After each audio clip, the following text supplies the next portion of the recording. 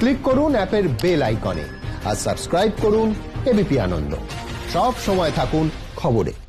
এবার দেখাবো মেমরি স্টেশনের ছবি, যেখানে করোনা বিধি মেনে যাত্রীরা ট্রেনে উঠছেন। প্ল্যাটফর্মে ওঠার আগে থার্মাল স্ক্রিনিং করা হচ্ছে। শরীরের তাপমাত্রা যদি বেশি হয় তাহলে সেই যাত্রীকে আলাদা করা হচ্ছে। স্টেশন চত্বরে রাখা হয়েছে অ্যাম্বুলেন্সও। আমরা দাঁড়িয়ে আছি মেমারি স্টেশনে এবং দেখা যাচ্ছে যে সিভিল ডিফেন্সের যারা কর্মী আছেন তারা কিন্তু মেমারি প্ল্যাটফর্ম চত্বরে যে সমস্ত যাত্রীরা উঠছে তাদের সবাইকে কিন্তু স্ক্রিনিং করা হচ্ছে এবং স্ক্রিনিং করার পর তারপর যাত্রীদের উঠতে দেওয়া হচ্ছে।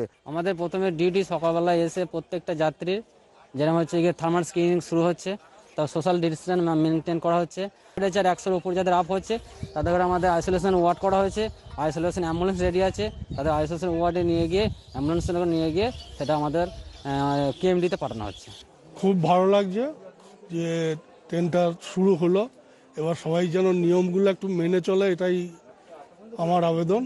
কিন্তু ট্রেন কিন্তু আসছেন এবং হাওড়ামুখী ট্রেন এবং প্রচুর মানুষ কিন্তু দেখা যাচ্ছে স্টেশনে, এবং যারা নিত্যযাত্রী বা প্রতিদিনকার প্রথম ট্রেন চালানো দেখা যাচ্ছে যে ট্রেনের মধ্যে প্রচুর মানুষ আছেন এবং ট্রেন চত্বরে একটা নির্দিষ্ট দূরত্ব বিধি মেনেই কিন্তু ট্রেনের মধ্যে বসেছেন এবং মহিলা কামরা এটা পাশেই, এবং সেখানে প্রত্যেকটা কামরাতেই কিন্তু একটা নির্দিষ্ট দূরত্ব বিধি মেনে কিন্তু ট্রেনের মধ্যে মানুষজন বসে আছেন এবং এইরকমভাবেই কিন্তু আজ থেকেই শুরু হয়েছে ট্রেন চলাচল।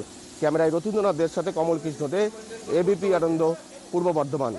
এর পাশাপাশি আপনাদের দেখাবো হলদিয়া স্টেশনের ছবি। সেই ছবি তুলে ধরেছেন আমাদের প্রতিনিধি বিটন চক্রবর্তী।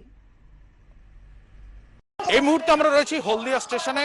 হলদিয়া স্টেশনে এক্ষুনি কিন্তু হলদিয়া লোকাল একটি ট্রেন এসে দাঁড়িয়েছে এবং তারপরে যে সমস্ত যাত্রীরা তারা ছিলেন তাদেরকে কিন্তু আলাদা করে এক্সিট পয়েন্ট করে কিন্তু তাদেরকে এখান থেকে বের হতে দেওয়া হচ্ছে, এবং যে সমস্ত ট্রেনের যাত্রীরা ছিল তাদের কিন্তু থার্মাল গান দিয়ে কিন্তু চেকিং করানো হচ্ছে।